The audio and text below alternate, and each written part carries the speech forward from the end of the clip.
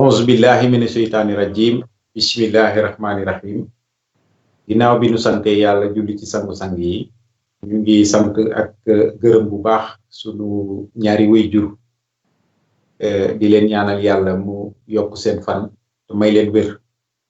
ñu ngi jiital ci kàddu yi nag sëñ Muntaxa Bachir di ko ñaanal yàlla mu yàgg fi loolu ànd ak wér di ko ñaanal bépp kilifa diine ak kilifa aada fépp fu ñu mënti ne ci àdduna bi di ko ñaanal mbokku taalibe yépp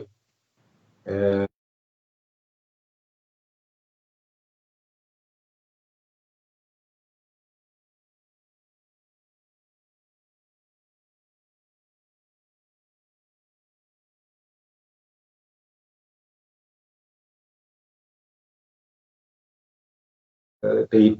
ci loolu lañu juddu ci loolu lañu màgg kon loolu lañu war a suuxat continuer di ko suuxat ci réew mi mbokk yi dañoo ñëwoon rek bëggoon a def benn waxtaan wu gàtt rek di ci àddu en tant que citoyen mais aussi en tant que responsable moral waaye it en tant que responsable syndical boo xamante ni dafay yëngatu fii ci Italie ñu gis nag dëgg jamono yi nga xamante ni nit ñi ñoo ngi daw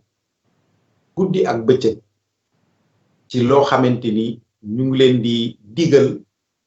ñuy war a moytu ak di saytu seen yaram ak di xool seeni température ndax feebar boo xamante ni ba sunu joon yàlla tey ji kenn waxagul la ne la lii moo koy faj ñu ngi jooytu loolu ndax li mu taxawal ci àdduna dafa bari doonte nag ndogalu yàlla suñu borom la ñun dañu ko nangu ca nan ko war a nangoo delloowaat lépp yàlla suñu borom di ko tàllalaat suñu loxo di ko ñaan moom mi nga xamante ni moom moo ñu teg mbas mi ñuy koy ñaan di julli di ñaan ci sallallahu alayhi wa sallam mu teggiwaatal ñu ko ci anam bu mu gën a seete di ci profito nag ci occasion bi wax dëgg yàlla di yee ci képp koo xamante ni sunu mbokk nga sénégalais nga ak foo mënti nekk ci àdduna ci diaspora bi ak nga nekk Sénégal te nga am ci mbokk mu faatu ci mbas mi ñu ngi delluwaat di la wax massa di massawu njaboot gi di la dellu di la jaal loolu nga xamante ni ñoo ko bokk ndax feebar bi feebar boo xamante ni dafa jomm kenn gis nañu fi sax ay président yoo xamante ni dal na leen kon amul kenn koo xamante ni jomm na ko mbokk yi li tax ma njëkkee ci feebar bi dañoo jàpp ni bu nu amee loo xamante ni mooy ki nga xamante ni mooy sunu noon di noon bu nu bokk ñun ñëpp ñu gëm ni wala laxasaayu xeex ak moom ngir daan ko mu jóge fi ndax gàllankoor na loolu koom-koomu àdduna rawatina nag ñun ñi nga xamante ni dañuy ay doxandéem ñëw ci àll bi bàyyi njaboot ginnaaw di jonkonteel ak coono yu ne di gis ak di dégg wax dëgg yàlla Sénégal gële ñu ne ñu fay dégg loo xamante ni wax dëgg yàlla ba ñu ko déggee lañu njëkk a wax dañoo ŋaaw suñu gémmiñ dañ ne lii ëpp na te nag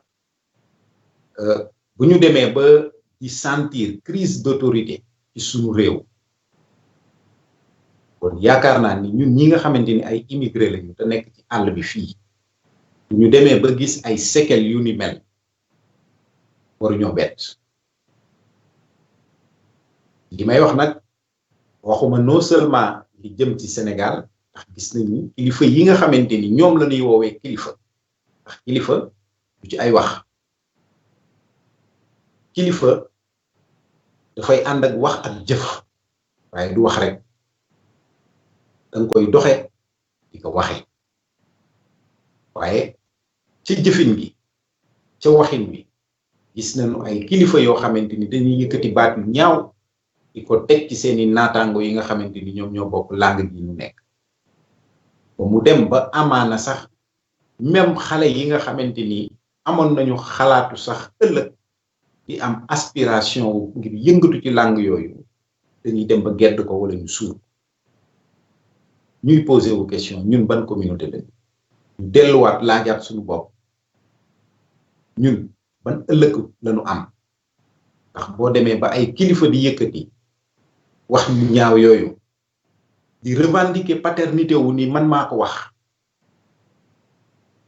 naam ku ñu yëkkati kàddu yu ñaaw yooyu wax ko ci sa kaw di nga tontu kàddu gu ñaaw yàlla suñu borom bañu ku tontu ci kàddu gu ñaaw waaye ku yëkkati lay bañ kon ñun dañuy war a mettre en question suñu sax jullite loolu benn xamante ni ay jëf la ak ay mbir yoo xamante ni ces derniers temps dañ koy gis Sénégal mu naqariñu lool ndax nag ñun bu ñu yaakaar ni liy xew ci suñu réew du am ay répercussions fii ñu nekk wala feneen fu ñu mënti nekk ci àdduna bi ndax suñu yeneen naataango yeneen dëkk yi dañuy suivre suñu information dëkk yi di ñu dalal dañuy suivre suñu ay information lii olof Njaay di wax bu ki yebee gaynde rek ci doxin wala ñun bu ñu demee ba dëkk bii ñu nekk particulièrement en Italie amuñu fi taxawaay bi nga xamante ni moom lañ fi war a am amuñu fi dayoo bi nga xamante ni bu ma waxee dayoo maanaam damay wax àndandoo ba doon say di yëkkateendoo di tegandoo bu ñu demee ba mënuñoo am loolu di am ay xeebeel ci kanami tubaab yi ndax dafay am lu koy waral lenn waralu ko nag lu dul parfois on assiste aussi à des situations yoo xamante ni yu regrettable bu ñu ko waxul rek ñun ay complices lañu on a vécu nag beaucoup de situations fii en Italie yàlla dogal na am nañu fi ay fan fekk nañu fi it ay autorité diplomatique am na autorité diplomatique yu ñu fi fekk ñoo xam ne ñoom fekk nañ ñu fi am na ñeneen ñu fi fal ci suñu kanam musuñoo yëkkati kàddu wax ci ndax du suñu cër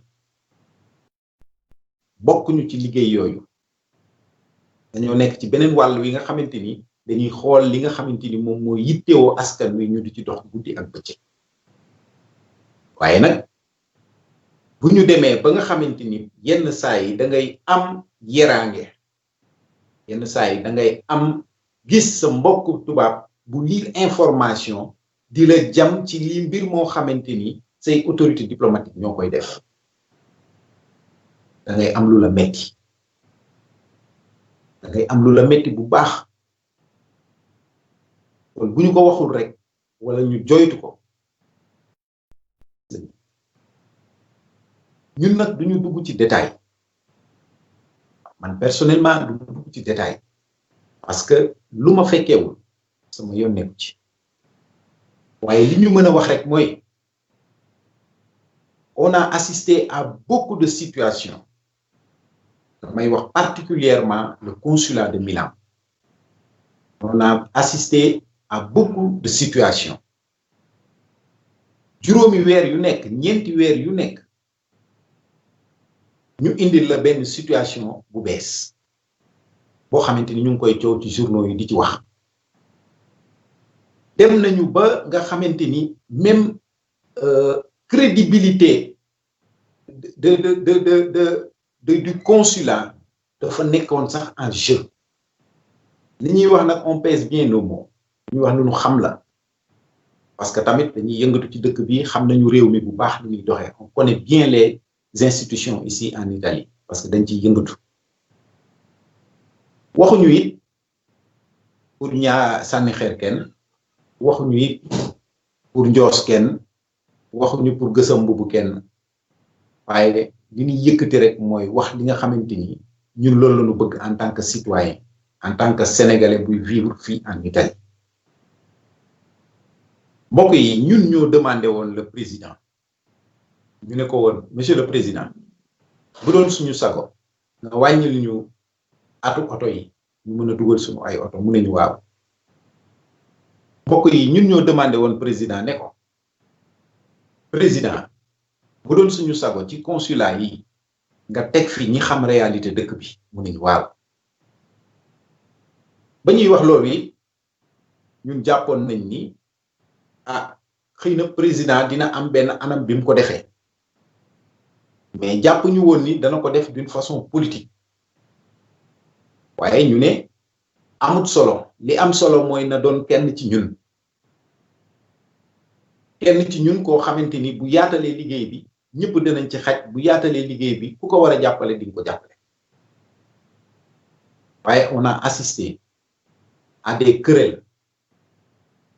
ci biir institution bi on a assisté à des situations yoo xamante ni dafay dem ba am répercussion ci sénégalais yi nga xamante ni dañuy ñëw foofu et c'est marrant c'est désagréable ñun nag en tant que citoyen loolu dañ koy dénoncer dañ koy wax parce que bu ñu ko waxul dafay mel ni ñun ñi nga xamante ni yàlla may nañu baat ñun ñi nga xamante ni danañu wax sax ñaari nit dégluñu bu ñu ko waxul dafay mel ni complice la ci loolu lekkuñu ci naanuñu ci on a toujours donné nag notre disponibilité pour jàppale ak ànd ak institution bi ci li nga xamante ni sénégalais yi loolu la ñuy soxla ndax Italie gi ku fi nekk da ngay liggéey wala nga jaay ñaar yi rek ngay mën a def boo liggéeyul yaa ngi jaay mënoo fi nekk di dund te liggéeyuloo wala jaayuloo te ñun ñi nga xamante ni yàlla dogal na dañoo nekk ci syndicat yi suñu mbokk yooyu dañuy soxla suñu mbokk yooyu dañuy soxla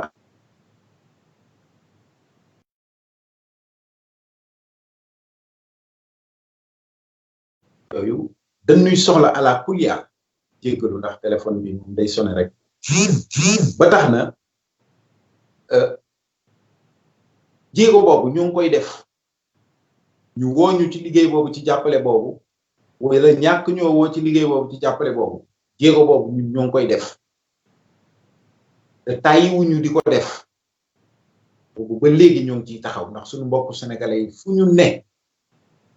ñu ngi jël seeni téléphone di ñu woo di ñu nemmeeku di ñu laaj li ñu soxla ñu leen di tontu ci li ñu xam lu ñu xamul ñu dem gëstu ko indil leen ko ci rajo bi wala ci télé bi ñu jàpp nag ni bu autorité bëgg amee yéene wax dëgg yàlla defaraat beneen forme beneen projet bu bees ci diaspora bi naka lañ koy gérer diaspora bi naka la ñuy demee ba nga xamante ni dañuy dominer problème yi fi nekk parce que y a aucun problème sans solution mais dafa di les problèmes boo ko téye pour yow du am solution du solutionné wu parce que solution yi bu fekkente ni da nga yaakaar ni yow rek yow yaa yor solution yi da ngay nax sa bopp kenn parfait wul li la manqué rek mooy ne ci keneen et kooka loolu rek lay de doonee sa complémentarité donc bu ñu xeeb kenn ñun on a toujours donné ñun suñu mbokk yi nga xamante ni ñu ngi ci syndicat yi on a toujours donné notre disponibilité jusqu'à dire au consulat que ni on donne notre disponibilité pour di ñëw ci consulat bi ne serait-ce que une fois dans le mois pour répondre aux besoins de nos compatriotes parce que ñu ci bari dinañu xam bëgg am ku ñuy waxal donte ña ngay jóge ci ay territoire ak ay territoire waaye bu ñu ñëwee ci consulat bi le temps que ñuy taxaw foofu di taxawaalu ci mbedd yi nangam ak nangam war nañu mën a dugg ci bureau fekk fa kenn ci sunu naataango yi koo xamante ni lu ak secteur bu mu mënti yëngatu mu récolter tous les problèmes bu ñëwee mu dëj ko ci taabal ji ñu xam ne ah suñu mbokk yi am nañ problème bi ci côté syndicat ak seeni liggéey nangam ak nangam ñu mën leen cee taxaw mën leen cee jàppale ka nga xamante ni moom moo am compétence boobu sëñ bi bu ñu boolewul xol yi xam ni kenn ci ñun mënut lépp benn nit mënta lépp benn lam mënta yëngatu bu ñu bëggee créer communauté bu fekkente ni bëgg nañu créer benn projet de société boo xamante ni dafa am diaspora sénégalaise bi dafa am fu ñu ko bëgg a teg fu ñu soppi doxin bi nag man duma wax comportement sénégalais yi yow yaa leen di organiser sénégalais yi yow yaa leen di organiser mais boo leen bàyyee mënuñoo organiser seen bopp kii di jóge fële nga bëgg ñoom ñu organiser wu parce que bu fekkente ni c'est une institution boo xamante ni bu fekkee da ngay woote pendant une semaine doo am benn réponse kenn du la wuyu téléphone y a aucune plateforme boo xamante ni boo ci duggee nga inscrire bind ci plateforme bi boo duggee rapidement ñu tontu la le plus rapidement possible mais on est en 2021 coronavirus bi ku mu jàngalul dootoo xamati dara pendant que coronavirus baa ngi daw nit ñaa ngi nekk ci confinement nit ñi ñu ngi liggéey seeni liggéey di toog seeni biir kër donc lu yooyu jàngat yooyu buñ ci amut njàngat ñun fuñ jëm duñ demati fenn les Sénégalais ils sont pas compliqués dañoo gisul ku leen organiser te pour nga organiser leen ça nécessite peu soxlawul lu bari su fekkee dafa am loo xamante ni yow mënuloo ko mais am na ñu ko fi mën ci dëkk bi fii nga jox leen ko ñoom ñu gérer la ambassade Italie ba nekk Ndakaaru pourtant ces rendez-vous daf ko jël mu am ñu ngi ko délégué ñu organiser ko bu baax te pourtant amul pëccëxoo amul benn pëccëxoo te noonu la ko sénégalais ya nekkee Sénégal respecté doo fa gis ku fay taxawaalu di def naka sudut noonu kon donc je crois que sénégalais yi boo leen organiser rek li nga bëgg ci ñoom di nga ko am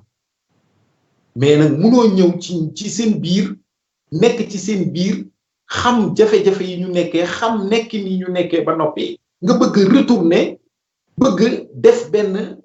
informel boo xamante ni mu dafa pire par rapport ak li fi nekkoon ñun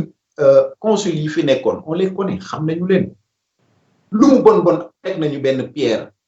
ci édifice bi lu mu bon bon teg nañu dara ci édifice bi am na benn pas bu ndaw boo xamante ni teg nañ ko ci mais on ne peut pas assister à une institution boo xamante ni pendant depuis presque 6 ans xawma 5 ans ngi nii il y a toujours des problèmes au-delà des scandales yi ñuy wax man dëgg la wala du dëgg c'est pas ce qui m'importe du loolu moo ma intéressé parce que loolu ñoom am nañu kilifa seen kilifa c'est le ministère des Sénégalais de l'extérieur moom mën na répondre ci scandale financier yi ñuy wax gauche wax ko droite et par contre war nañu mën a rendre compte aussi aux Sénégalais war nañu rendre compte aux Sénégalais pendant que benn moment ñu ngi doon wax ay 12 milliards di taxal deru Sénégalais yi attention diaspora bi dañ leen a jox 12 milliards mais combien vous avez dépensé diaspora bi combien vous avez dépensé ci diaspora bi 12 milliards yooyu mais diaspora bi mun fi lekk 12 milliards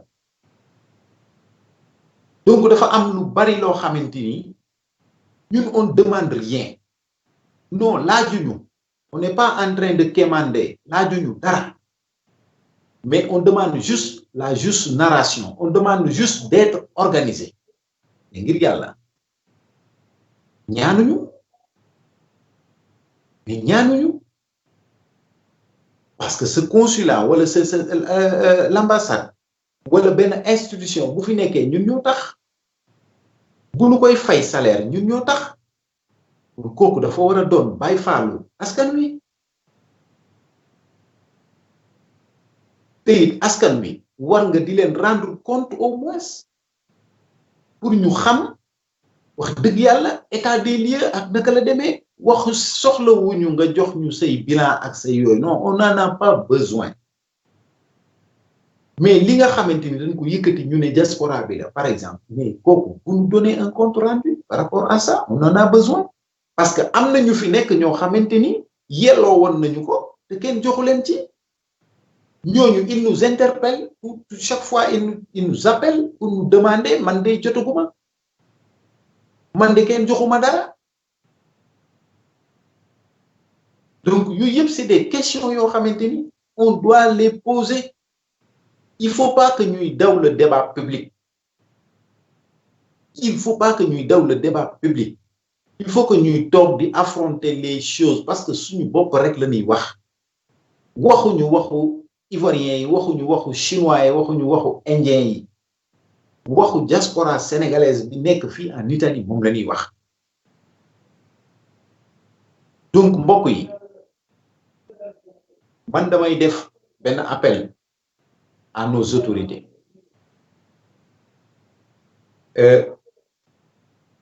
fekkee nañ fi jamonoy Senghor donte ndaw la ñu woon waaye am na luñ ci fekkee am na luñ ci xam tuuti it am na luñ ci jàng fekkee nañ jamonoy Abdou Diouf fekkee nañ jamonoy suñu maam suñu wala suñu papa Abdoulaye Wade fekkee nañ jamonoy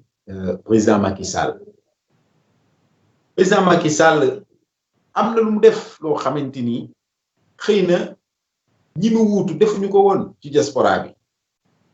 ñu ko ci gërëm di ko sargal mais peut-être dañ ko sàmmul ni ñu ko war a sàmmee ñu delluwaat aussi di ko ñaanaat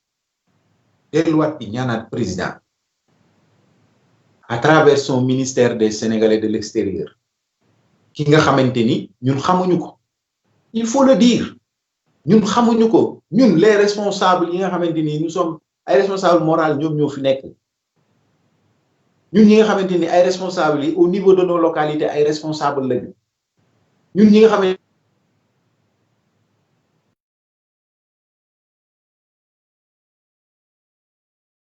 téléphone bi moom day sonné rek ñun ñi nga xamante ni ñun ñooy sénégalais yi nga xamante ni ñun ñooy ak suñu mbokku sénégalais yi di nekk ak ñoom sur le terrain di ànd ak ñoom sur le terrain di xam seeni métit di ànd ak ñoom ci luy saafara métit yi loo xam Samba bàcc gën laa xam boppam ñun xam nañu sénégalais bu baax donc ñun l'institution le secrétaire général des Sénégalais de l'extérieur mais on l'invite qu'il vienne ici rencontrer la diaspora italienne ñu xamal ko li fi nekk parce que xamu ko qu'il vienne ici ñu xamal ko li fi ne su bëggee ñu bindal ko mémorandum teg ko ci loxoom parce que tam immigration italienne bi pour les Sénégalais ñu ngi bëgg a yàgg la koy dese pour mu egg 40 ans d'immigration active laa wax hein immigration active li ko ciy dese bareetul 40 ans boo ko dindee ci say at dara desetul kon je crois que duñu toog ba moment bi ñuy gën a empirer waat encore suñu situation ci suñu nekkin fii en Italie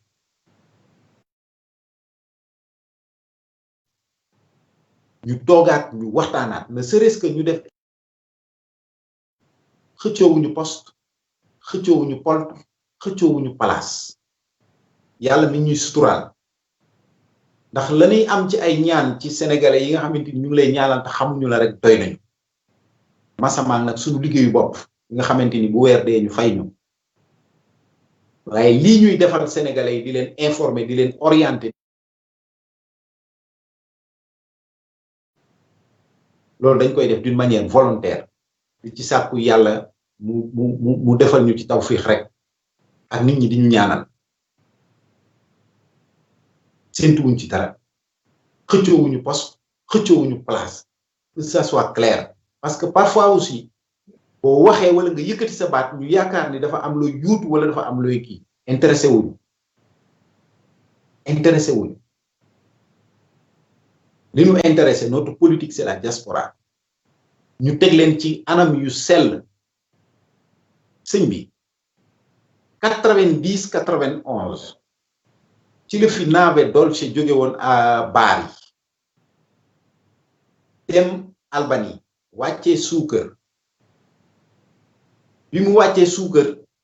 albanais yi ci seen bopp ñoo doon décharger sax bateau bi pour yàkkamti yéegaat ci bateau bi indi leen Bari bi ñu ñëwee Bari fees dell ci Italie ñu fi yàgg xam nañu bu baax li may wax bu seetaan film boobu aussi xam nga bu baax li may wax albanais yooyu ren tey jii raw nañu ñu wax ko ak ñu bañ ko wax nekkatuñu suñu morom ci communauté ñun on est la 14e communauté ñoo fi ëpp bruit parce que kenn taxawul pour organiser albanais yooyu tey organiser nañ leen d'une façon boo xamante ni italiens yi dañuy jóge fii léegi di dem Albanie di def ak ñoom ay projet de société de développement yoo xamante ni yu macha allah yu tubaarkàlla seen dëkk bee ma ngay développé albanais yi insérir nañ leen si tissu social bu Italie ba nga xamante ni tey jii yaa ngi dégg ay ingénieur ay albanais ay avocat ay albanais et cetera depuis belle lurette ñun bu ñu amee benn avocat rek engombre télé yi ak rajo yi benn buñ ko ci amee engombre télé yi ak rajo yi déggatuñu albanais yi ci benn coow yi nekkoon Italie yëpp ñoom ñoo koy def bu ñu demee ba amuñu un programme de société mais loolu moom moo indi dérive bi dem ba def répercussion ci suñu njaboot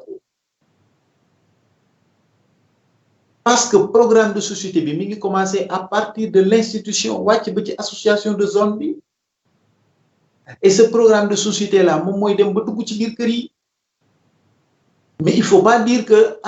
comme institution bi defu ko na ko association bi def déedéet l'association c'est le gouvernement territorial nañ ko nangu l'association c'est le gouvernement territorial parce que moom moo am link bi nga xamante ni moom mooy wax ak kilifa gi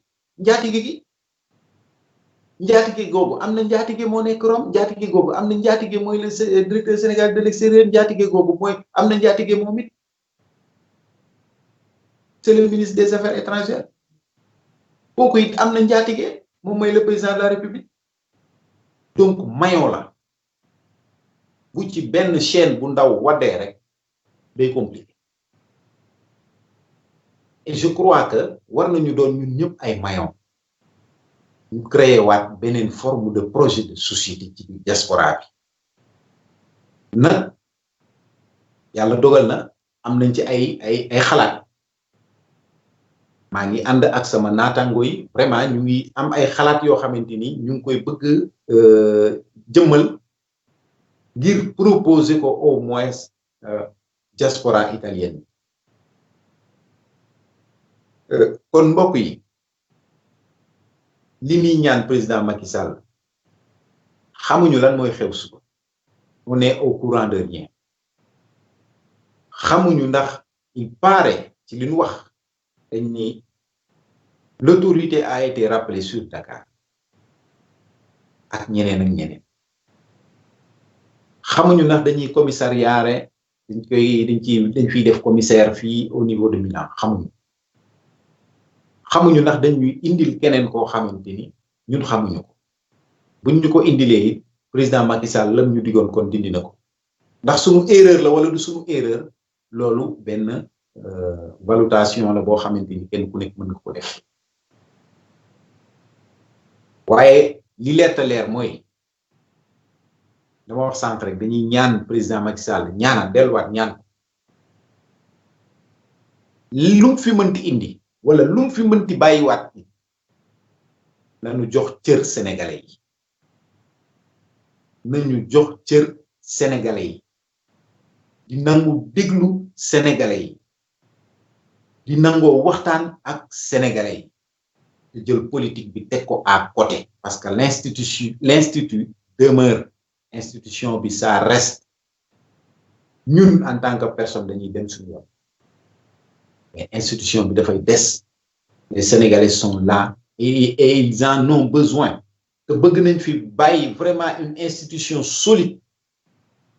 mais pas institution bu naxsaay boo xamante ni dafay am manque de crédibilité même pour les Italiens yi nga xamante ni wala pour les institutions italiennes yi nga xamante ni ñoo ngi fi et ça je le dis pas par hasard je le dis pas par hasard je le dis parce que lu nu xam la xanaa leen ko sànq je le dis parce que lu nu xam la donc li ñuy ñaan daal mbokk yi benn mooy sénégalais yi bu ñuy demati ci consulat bële taxawaay boobu ak pëccëxoo bi rafetul parce que tam waxtaan wax dëgg ca la taxawaalu boobu ak taxawaay boobu rafetul nit nag du dem ci ay consulat wala ay ambassade di dem di fa taxawaalu te amul rendez-vous kenn woowu ko kenn woowaanu ko kon ñu nit nañu xoolaat suñu doxin woowu parce que liggéey bi du ne institution bi kese la liggéey bi c'est l'ensemble de la société bu ñuy wax société nag institut bi la ak le sénégalais lambda wala nit ki alors dem di taxawaalu ci consulat yi ak yeneen rafetul tubaab yaa ngi gis tubaab yaa ngi filmer tubaab yaa ngi yónnee police nga fay ñëw loolu dafay indi ñàkk wekk suñu diggante ak tubaab yi ëllëg it dana dem ba nga xamante ni bu nu bëggee sax ñun demander ou di prétendre ay accord bilatéral yi nga xamante ni ñun ñëpp kenn ku ci nekk yàkkamti nga ñu tijji waxtaan yooyu pour mën cee waxtaan suñu diggante ak Italie loolu moo ko loolu lii bokk ci li koy jafeel ca lay bokk ndax dana dul wekk kenn du wekk kon nañu xoolaat suñu ay taxawaay gis ni on est la 14e communauté yeneen communauté yi seeni consulat ak seeni ambassade lii xew ci suñu yos gisuñu ko fa on doit se poser la question lan moo tax ils sont mieux organisés que ñun yaakaaruma ko ñun am nañu ay daayira boo fa demee gis organisation bu tubaarkàlla bu macha allah lan moo tax lañu ko mënee defee fee mënuñu koo defee fii loolu nag mooy raison bi tax institution yi war a mën a woote waxtaan nañ waxtaanee suñu bopp àndandoo ci benn ligne directive bu nu ko defee yàlla mën nañoo dimbali ñu am yoon woo xamante ni ñun ñëpp ci la ñuy tënku coow bañ a amati coono bañ a amati tubaab yi respecté ñu mais ñun mënuñoo nekk ci dëkk bi ba pare di wax ni duñu respecté tubaab yi faalewuñu tubaab yi ba noppi bëgg tubaab bi prétendre ci tubaab bi benn respect déedéet dañuy am benn façon taxawaay déedéet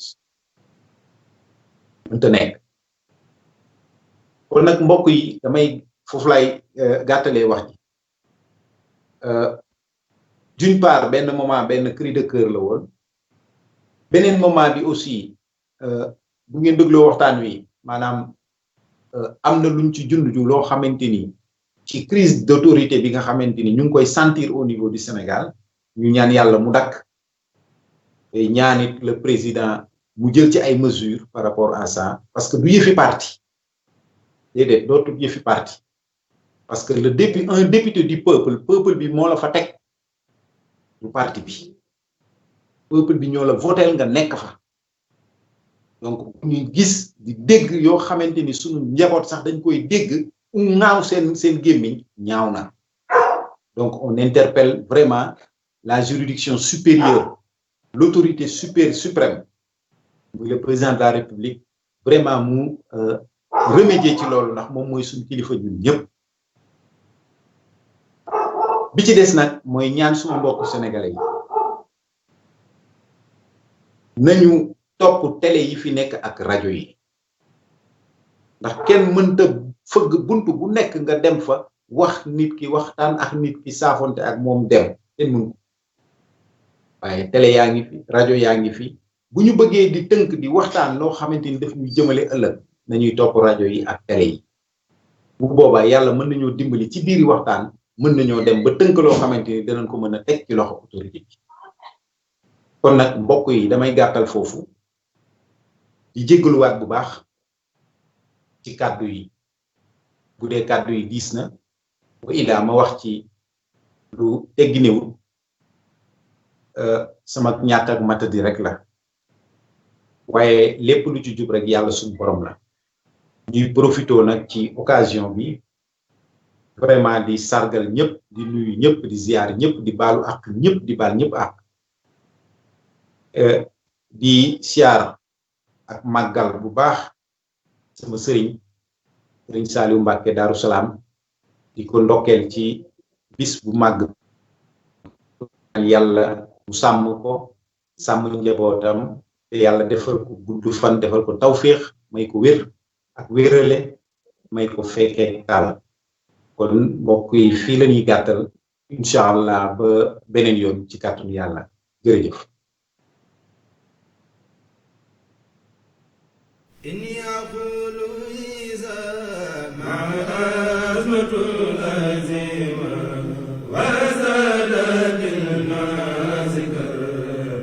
حسبي الله إني